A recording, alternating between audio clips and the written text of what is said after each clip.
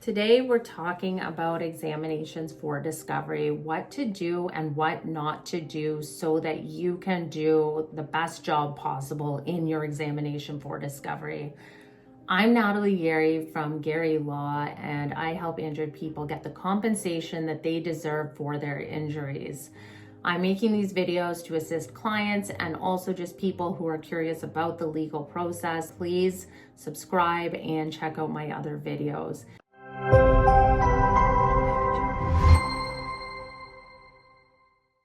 Let's get into it today. It's the do's and don'ts of examination for discovery. Let's get started with the do's of examination for discovery. These are the things that you should keep in mind and that you should do during your discovery. Tip number one, please do try to relax.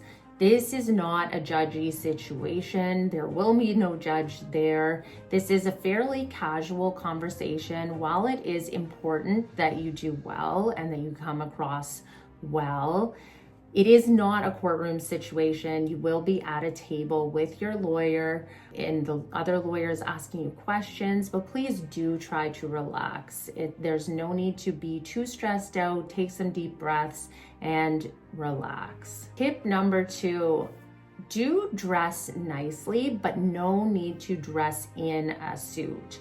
So you can dress in a little bit less formal attire. There is not going to be a judge there, as I said. You and your lawyer and the lawyer for the defendant or the other party sitting down and essentially having a chat about your lawsuit and the strength of your evidence. There's no need to be in an uptight suit. You want to be fairly comfortable. The examination can last several hours and usually does, so it's good to be comfortable. Tip number three, politeness pays off. When you're in your examination, the court reporter who's also there will be writing down everything that is said. Even if opposing counsel is getting on your nerves, try to remain polite. It is important that you come across well for the record, and keep in mind that the examination for discovery transcript can be read into court at your trial, so you don't want to come across as impolite. Please do remain polite. Tip number four, the truth, the whole truth, and nothing but the truth. When you're in your examination, please tell the truth. This is an obvious one, but it will help your case enormously if you're not making up things and then coming across as not truthful and that your evidence is unreliable, because that's one of the worst things.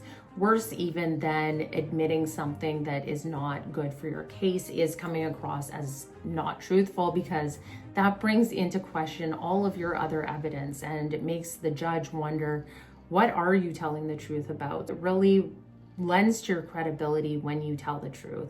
It's also easiest to remember, and it's just the best way to go about doing it. Tip number five, speak up. Please do speak up and do not nod your head or shake your head no.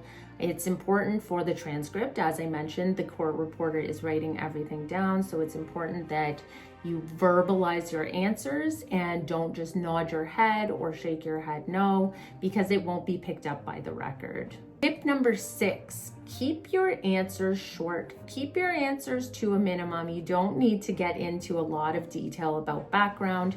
It is a good idea, just get to the point.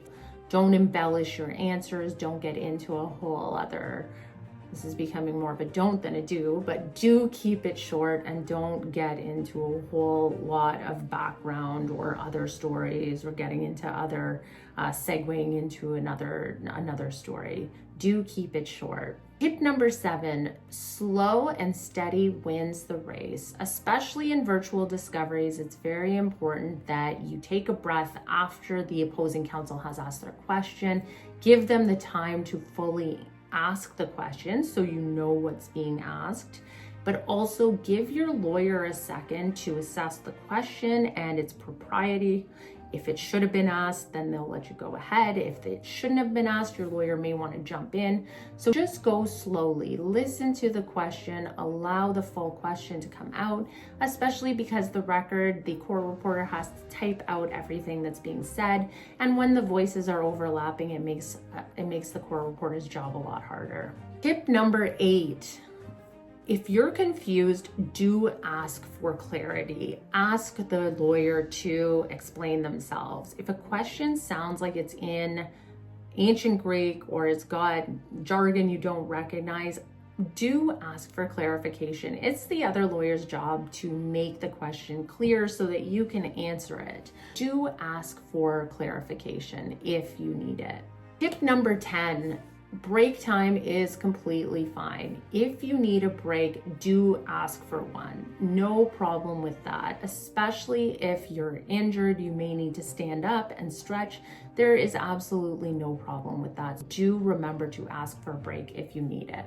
That covers the do's of discovery, and now I'm going into the do nots, so the don'ts of discovery. These are tips about things that you should avoid or not do. Let's get into those. Tip number 1, do not guess. If the lawyer asks you a question and you are unsure of the answer, be sure to say that you are not sure. Do not guess, because sometimes when you guess, these answers can become very important, and this goes along with just telling the truth. You don't want to have to guess and then have evidence put in front of you that that was not the case, and then it looks like you're not sure of your case, or you're not truthful, or you're trying to help yourself by making up a story. Just do not guess. The best idea is to just say, I don't recall at this time, and that allows that you could recall at another time if a better answer comes to you. Leave it open-ended there. Do not paint yourself into a corner where you can't get out of after you've guessed. No one's memory is perfect, so it's best to not guess and just, you can say, I do not remember. That is completely fine. Tip number 2, do not go into detail or embellish. This goes along with my do of keeping it short but sweet. Do not embellish your answers. Keep those answers short and to the point, and if opposing counsel has follow-up questions, then they are free to ask you the follow-up questions. But a lot of times when clients get into giving more details, they think they're helping their case, but in reality, you might be getting into an area that's not helpful for your case. You might be opening a can of worms that we don't want open, and something that would be hard to get back into the cans. Just keep your answers short. Tip number 3, in terms of do not use categorical answers where you say you always do something or you never do something. Most likely there is going to be one instance where you did something or you didn't do something, and most likely that lawyer on the other side is going to find some evidence about that instance. Try to keep your answers more softened. You don't have to say, I never do that. You could say, my usual practice is not to do that, but don't say never, because then you paint yourself into a corner. Tip number 4, in terms of don't. Unfortunately, once the discovery starts, I cannot consult with you about the legal matter. I can give you legal advice up to the discovery, but during the discovery, please don't try to consult with me or get legal advice from me. Unfortunately, in Canada, the law is that we cannot give legal advice once a discovery has started. We're not going to talk about how you should answer some questions or if you should go back to those questions. So do not consult during the discovery. Tip number 5, don't get concerned if I'm not objecting. Most cases, opposing counsel is doing their job well. They're asking questions that are within the realm of what they're allowed to ask. Anything relevant is fair game. I usually am not objecting much, and if I'm not saying much, that is not a problem. Just continue. It's mostly a discussion between yourself as a client and the other lawyer, unless they're getting into territory that they shouldn't be getting into, something that's irrelevant, then I will be objecting. And that's where taking that pause comes in after the question is asked. Give a pause. If something is improper, I will jump in and I can make my objection. But for the most part, opposing counsel will be asking questions that are proper, and don't be concerned if I'm not objecting. In conclusion, remember that discovery is not so much of a battleground for lawyers to do their duel. It's more of an discovery process where the evidence comes out and the parties can figure out what is going on. In Canada, we don't do trial by ambush anymore, so this process is more for the parties to all get on the same page in terms of what happened as much as possible, which sometimes not possible, but at least the evidence gets out so that the parties know what is going on in the case. And that's usually the main purpose of discovery, in addition to the other lawyers seeing how you are as a witness. There's that tip of being polite.